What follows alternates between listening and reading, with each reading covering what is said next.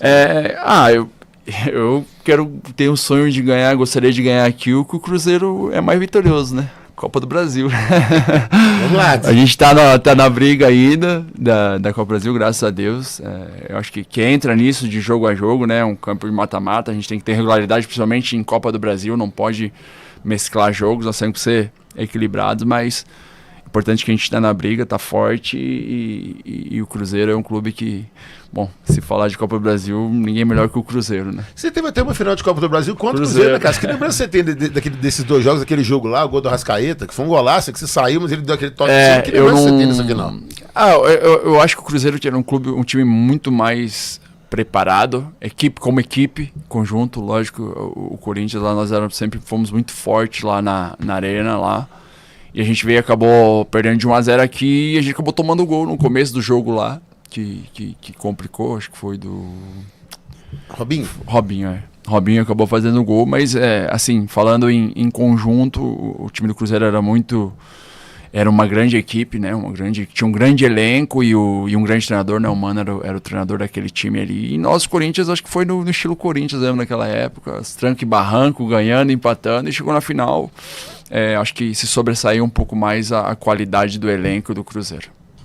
Cássio, vamos falar um pouquinho de Corinthians agora, que não tem como falar de Cássio sem falar do Corinthians e desse ano de 2012 que você viveu, que foi espetacular, né? E também não tem como falar daquele Corinthians e Vasco, tá cansado de falar disso, todo mundo já viu, mas agora fica mais interessante, ele saber que você poderia estar no Vasco esse jogo, cara, eu nunca tinha ouvido essa história, Cássio, que você poderia estar no Vasco esse jogo, você fez o que é considerado a maior defesa de um goleiro com a camisa do Corinthians em todos os tempos.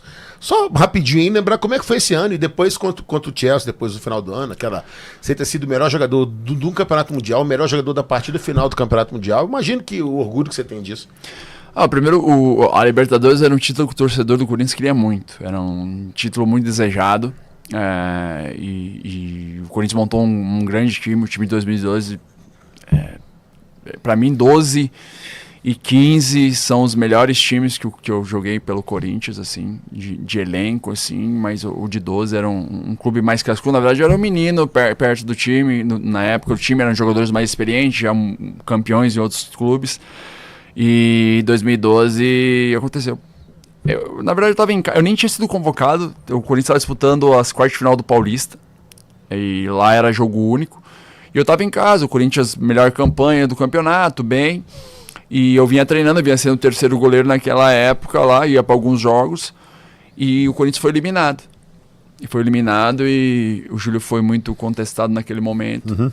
E aí, quando eu voltei para treinar, o pessoal... tava aquela situação, será que o Júlio vai ser o goleiro ou não?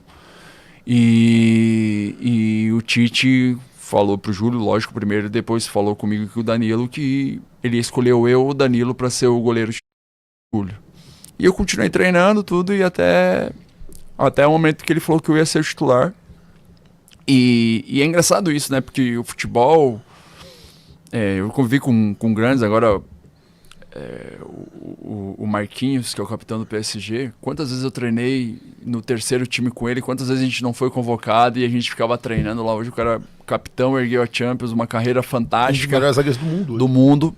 E eu acho que o Tite, isso ele falou pra mim, que quando ele me colocou o titular, uma das coisas foi que muitas vezes ele não estava lá vendo o treino, e eu continuava treinando no mesmo nível, treinando em alto nível, me dedicando, mesmo treinando com o terceiro time, com jogadores que não eram relacionados.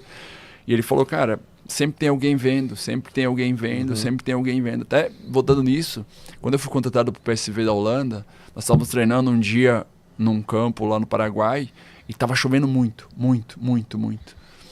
E aí eu lembro que parou, aí nós começamos a treinar. Aí voltou a chover, todo mundo saiu correndo, tava no final do treino, que tava chovendo muito, e eu falei pro treinador, não, vamos continuar, vamos terminar o trabalho. E quando eu cheguei na Holanda, o cara um dos olheiros que me contratou naquele momento, ele falou pra mim, lembra aquele dia que tava chovendo e você não saiu do campo? Eu tava lá te vendo. Olha isso, cara. E às vezes, assim, claro que é difícil pro jogador, às vezes tu não tá no banco, tu não sei convocar, não vou dizer que é fácil, porque eu já tive um momento, tem dias que é difícil.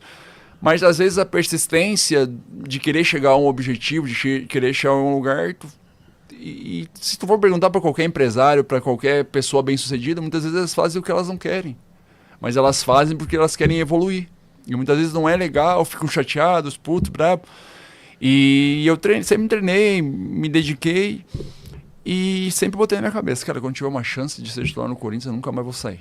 Eu vou assumir essa posição e eu não vou mais sair.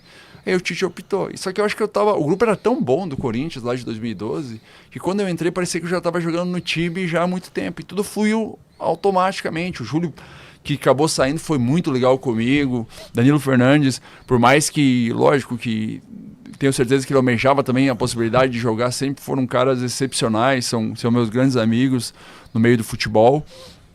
E a gente foi indo, passando de fase e tal, até chegar ao jogo contra o Vasco. Eu acho que foi um jogo muito equilibrado. Para mim, na minha opinião, e eu já falei outras vezes, foi a grande final. Você poderia estar do outro lado. Mas a questão é porque o Vasco, 2011, ele brigou com o Corinthians até a última rodada para ser campeão. E o time do Vasco era um super time, um time muito bom. O Fagner jogava no Vasco na época. Sim. E era um time muito bom, tinha o Dedé, uma série de jogadores aí que... O Diego Souza.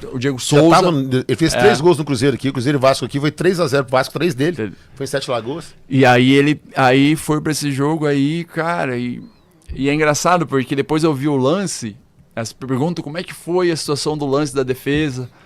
Mas pra mim que eu tava tão conectado no jogo, tão focado no jogo, que foi muito rápido. Depois eu confesso que eu vendo de vídeo e tal, cara, parece que demorou mesmo uma eternidade, como o torcedor fala. E aí eu tava tão concentrado, porque eu esperei? Eu tinha jogado com o Diego Souza no Grêmio, quando eu tava saindo do Grêmio, ele tava lá no Grêmio. E aí ele sempre foi um cara que teve muita qualidade, muita força, um cara que teve uma carreira brilhante. Onde passou, ele foi sempre bem, na maioria das vezes. E aí ele veio em direção a mim, o que eu pensei? Cara, vou olhar para os dois lados, vou ver onde eu estou posicionado e vou esperar. E eu vou aproveitar, vou tentar explorar minha altura, envergadura e velocidade e vou ficar aí. Eu me posicionei, olhei e eu desviei. E eu acho que isso, o Pacaembu era um campo muito bom, um gramado muito